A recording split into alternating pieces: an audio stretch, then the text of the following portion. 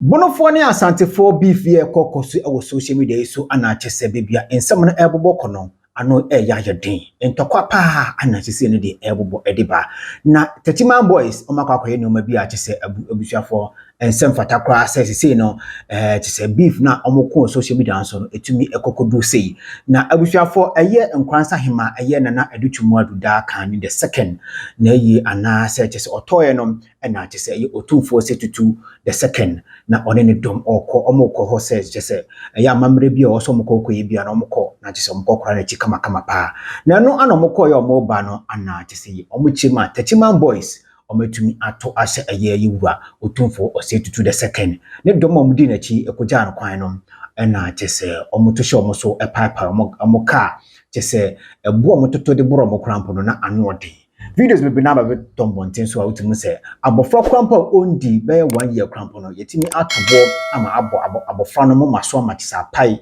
moja ana eba utumu se ensem na asefem ye pa na Okatakyie Afrifa mensa abusua ono so ede ensem one or two bi ababa bi cheche ensemu na abusua ensem na de anodin spirito mu na so asore agina omose omoso omoko Techiman ho na chisomo kwa face Techiman boys na ensem na de ayesempenifo omutu omuna esifom ye pa no omohye no moka asem no na atubroba yeni kan kohwe sa videos na makika bomu no na afiye ba Okatakyie Afrifa mensa ne nsem a obeka e de afasa ensem ni nchichi wo de aba no yakọ akokutie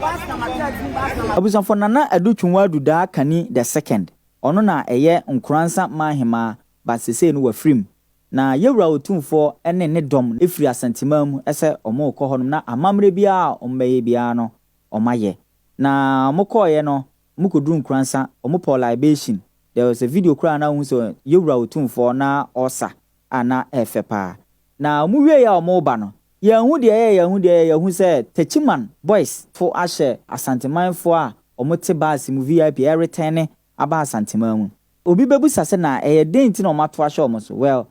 nkransa Techiman nyina ewo bunoma mu. Ye nyina nso nim buno ene Asante issues ye kokoso ye. Ye hwe videos nembra. abusia nkrasi for no kan chom say ba lion on the front on spiritu prince me si wan nwane enko chef mu a ho ene mu bo say yes say tachima honum ni nyina ye Europe im so na say tudia captain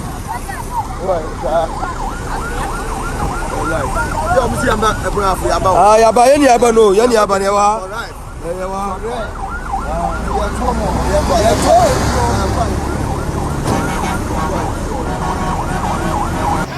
na woto praye kura baako anase wotudua baako a kuro ni nyina ye beje ye gini nyina de aka Asante mu amu say yeah Asante, the kingdom is powerful and the greatest kingdom on this earth enye kasa keke wu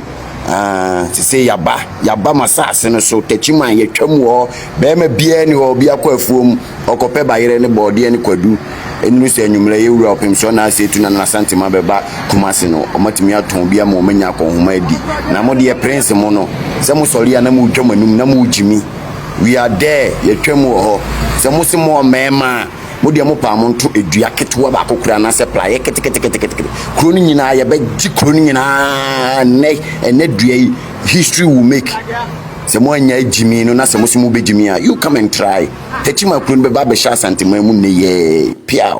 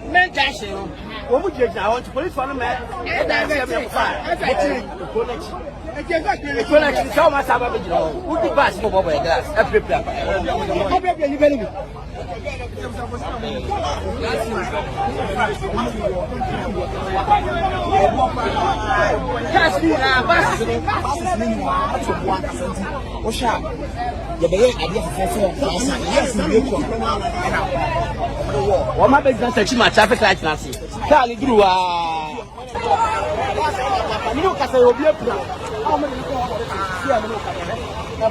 abusha so no anya kwakwahwe no na wutumu se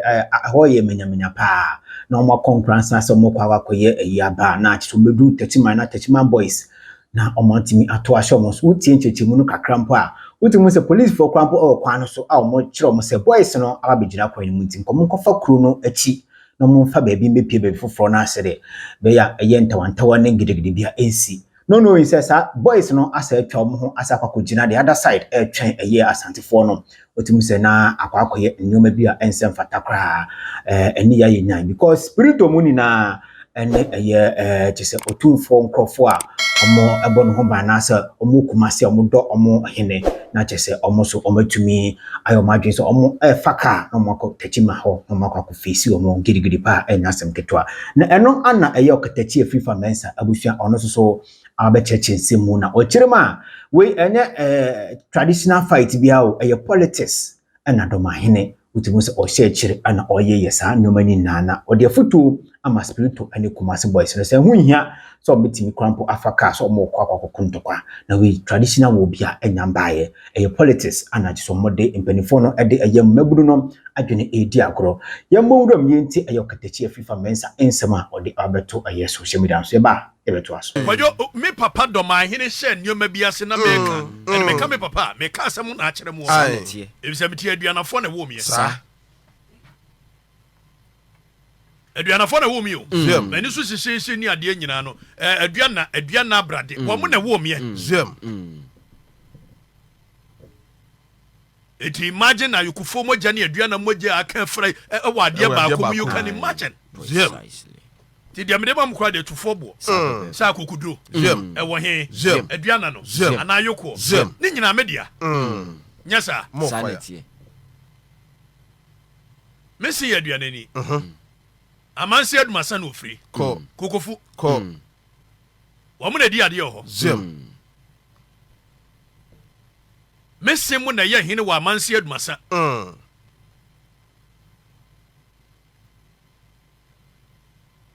na fe ye ka asem no mu ntie wo wo kwa me papa wa ye di ade wo ba me maame wa ye di ade wo moja ni ade ba ko na ye na Dormaahene papa wo nyoma bi hyase na me se peace council for no wo he omo wo he ene ye se dia ya mrantie bi atoto boa boro ye bass mu asantefo ekwa ye nkuranza ne ye ba na mrantie bi otachima ya atoto ebi na mo hwere ne mo moja ni nti ye ntimi nya ya black and white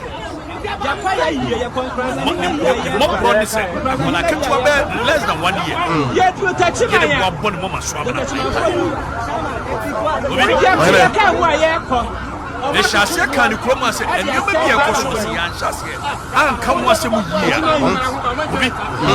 bibi baba o ede so baba asante de bono no tokwa ni mu Dormaahene me na wa smart titimu ni mu politics ntia o ade a wa ye no ka se mo mu tie nu wo ho kumase machu kumase efiti Dormaahene akra de ekoso yinti woda usum ye so anti we no say na wo pe no efe ne fini ye shase ye insight nkrofo ana ye say na bono no mo nsore ntia na ye ni ase 21st century sanioma we atwam ye wo suku mu ne ekobobo ne ade na ahye nkrofo a awo kwa ne apa obo wo ye de ba ne de fa ye kosi ana akoye challenge say yi tachima form na ntia sori a na ya twe camera si animo na ya say ne ya ane mo asante form ba betue na yi say du imba ne spiritual mo nso wo mo so twesi wo manima wo mo so say ne yesu ye ba ne ya ba say ya na chance o na peace council wan boba me can some no dada me can about 6-7 months ago exactly sadie ya na Dormaahene sori ade bia wo ye ne social media ne ade me de kaka chem se me ni bibia tia wo no na Dormaahene me papa na no aduane ni me papa na no ne mbom nioma no wo ye na politics mo fire yam fan to kwanto anwonafo ne asantefo ntem na fe yen kan kire ye nuanom anwonafo se NDC ne ye modia na se motuma NDC dia ene oba obepagya anwonafo kofi awo no mo na hyase ana mo ye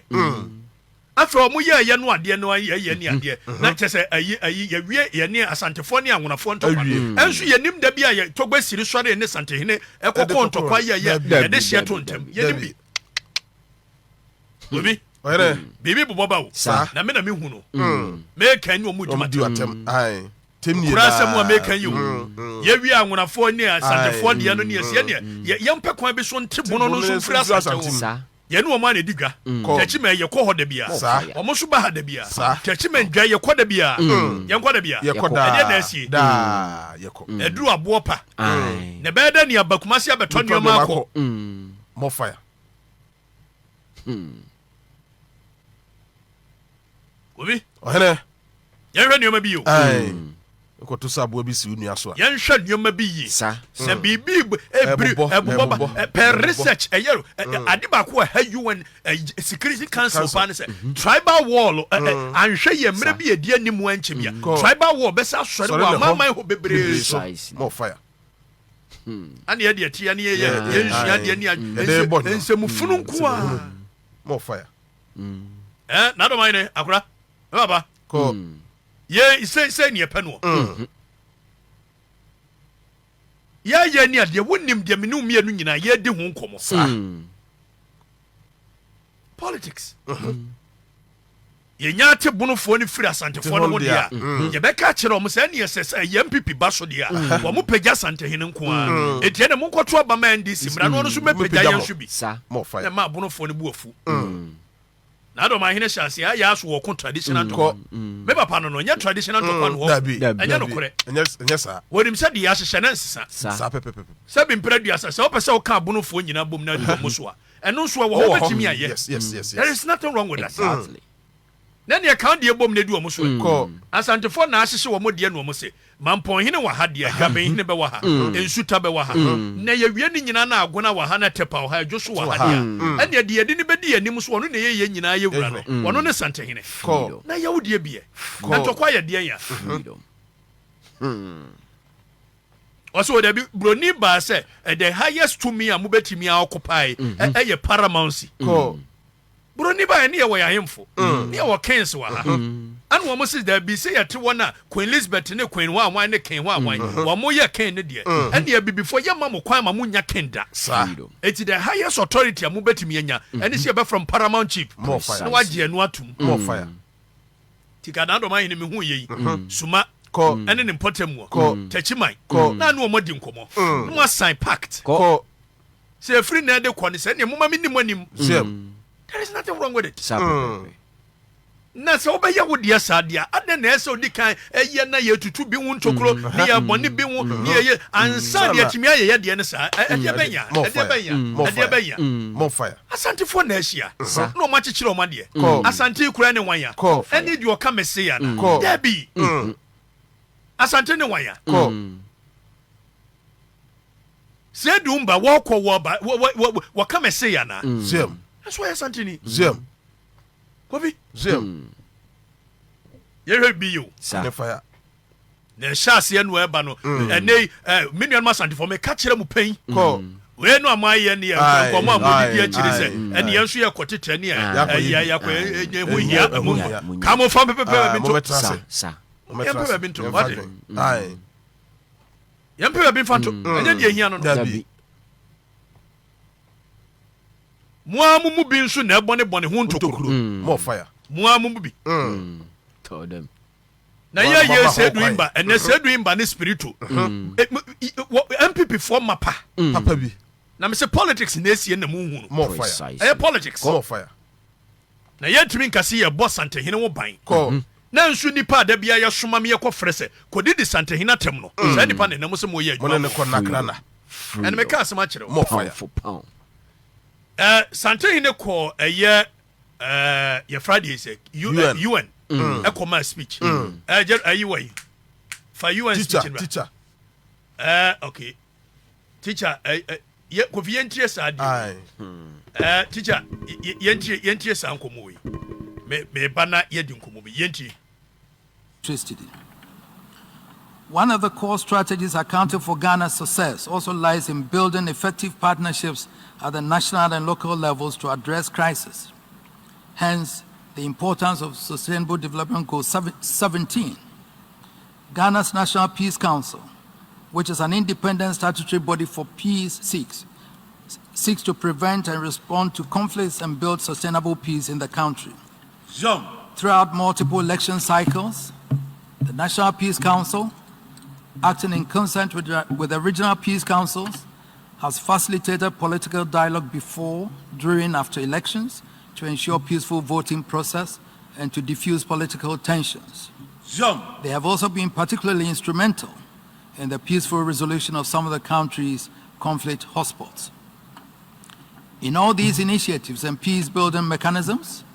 there has been strong collaboration between traditional leaders and state institutions in advancing understanding, tolerance, and solidarity.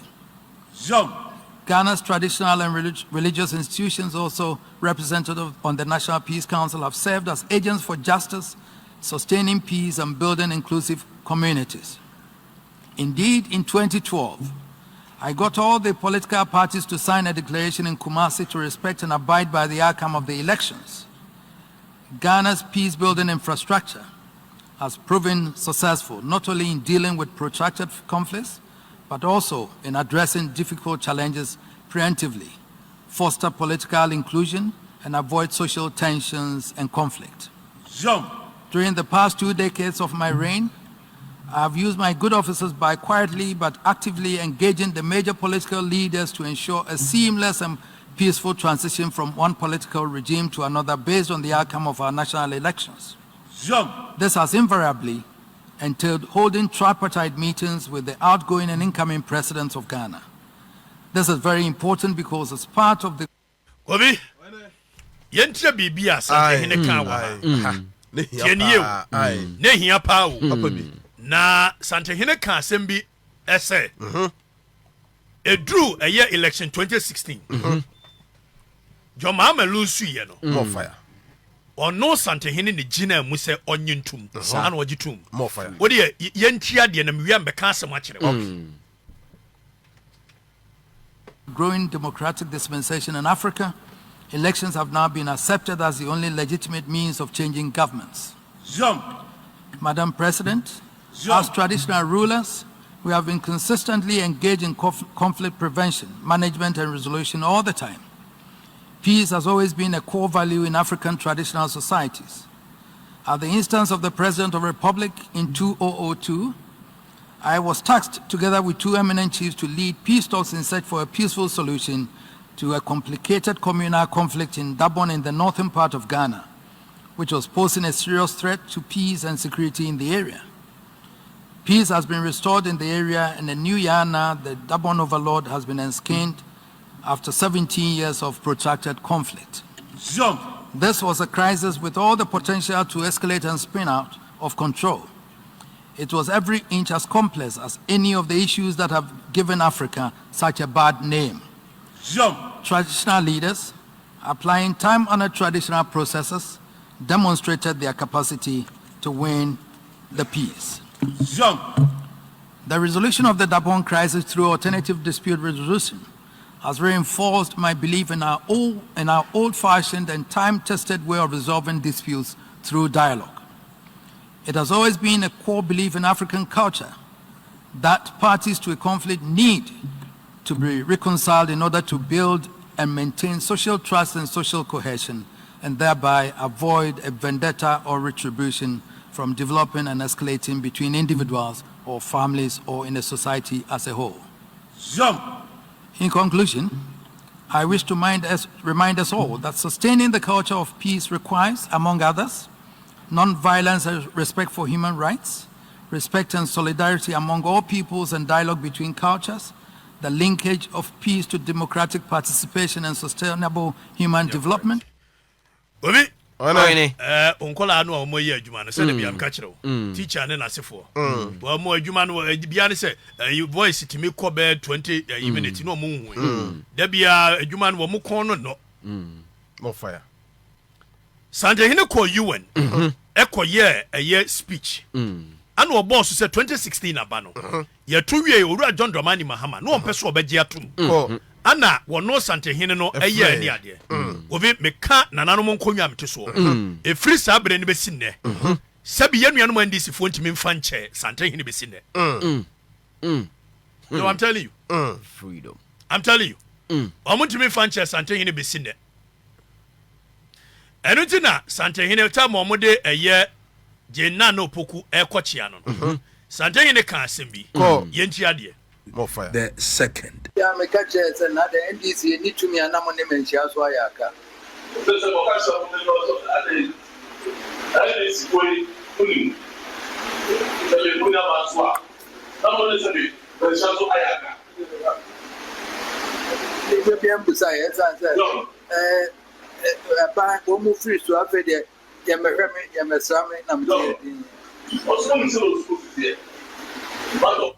Asantehene sama wakane se NDC free so a na omo ne menhia ya sa e so mo free so yi ye mehweme ye me no tuodi nya sa ntia me ne tuodi anya na meka woluma na eka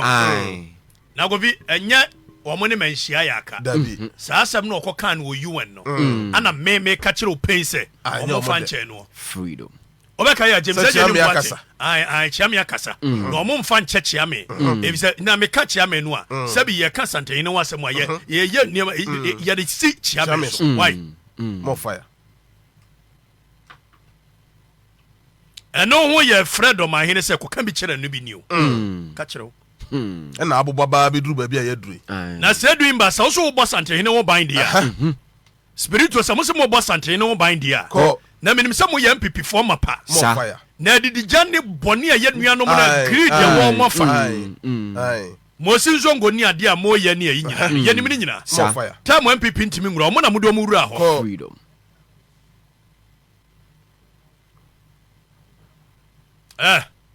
nya dede na mo yɛ wɔ inside na mbe hu ate obi Omo suma me di Asantehene atem abrante ya wo hye ne yire ekekye ne yire basement da bia bo twa bo Asantehene ne bo sumi akatu afi ba bi na ekọ omo a na etua omo na etua sedumba de ukohia no airport last weekend no last weekend de ukohia no won na di mu ntiti my pa freedom omo na etua me se nya so obi se more fire Asantehene say wo ko opposition wo mehwese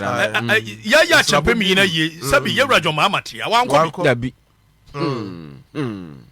when was the last time we see ye bibi Asantehene mu a omko bie omonko aya politics ya hye ne de ba ti na Dormaahene hye ase no a ye bunufo ne bebre beto aba command precisely so because na Dormaahene kan to omo tirim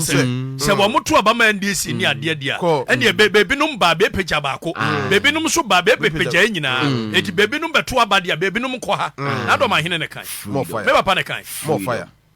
eti me ka che papa se so person ye politics dia ene ye ka che manfo ne se me pese me ye politics so na nko yes ye hye kire na aya ko traditional fight enso traditional fight bia ni Asantehene e bono no ntoma bia ni sa kwa bi enim titimu nim Asantehene yoku ni nua pa ne Asantehene freedom Asantehene ni nua pa ne Asantehene freedom ni nua pa moja baako papa bi wanya aduanani ensi mpai empai na bibi na aye bibi ni aye si aduana ya ye kan wo mu nua ne agogo anya sa wo mu nua ne kuma wunya sa wo mu nua ne ye asuminya anya sa anya de baako more fire ti na Dormaahene wo ba asuminya nya ne nua ne wo mo na Dormaahene wo ba ye Friday say kuma wu nya ne nua ne wo mo na Dormaahene ba ye agogo ne nua ne wo mo eti nipa baako no ane ne namu a afedi asemu a akwasi ye ne yese ene ya kyem ne Asante won tokwa akyem ne Asante ne tokwa ya de ya na mom ye kambo mo nya political capital to divide and rule communist inferior tactics more fire mom ye hwe bibi yo tachimafo efiri na de ko saade ya moye no ye primitive more fire precisely atwam ho hia menua no mo Asantefo no so a mo ye ne ye kwa ho kamo fam nkura se mo ko pemito munyai faso de ni so ho hia ya konto kwa agensase awie achicha mo bia ya no ba bia ene ya de ni nyina gu coordinates so sa ya be ko akwaje nto ya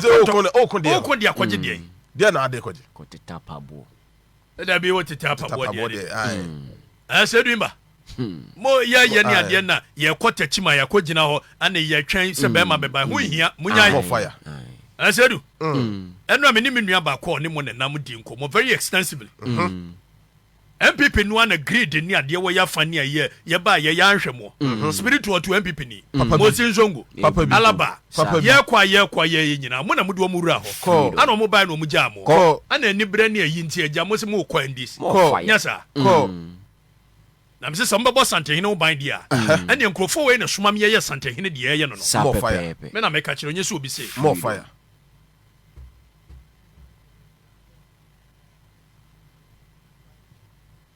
obi asam de dika sa ho na beka peace council for mo de me hu mo peace council Ghana ayiwa Christian council and Pentecostal council et mut na wa hwa ma de we ya apagya kodu ba bi ese pagya abigo betna ha bo kokko sa de na ekoso no aya ase ye ko traditional on se akodu se ye pam ese Asantefo mrantie no enkomo bi a o di ade national security de munimo asomani de munimo an se modi go ta kire fufu ene nam fufu so kire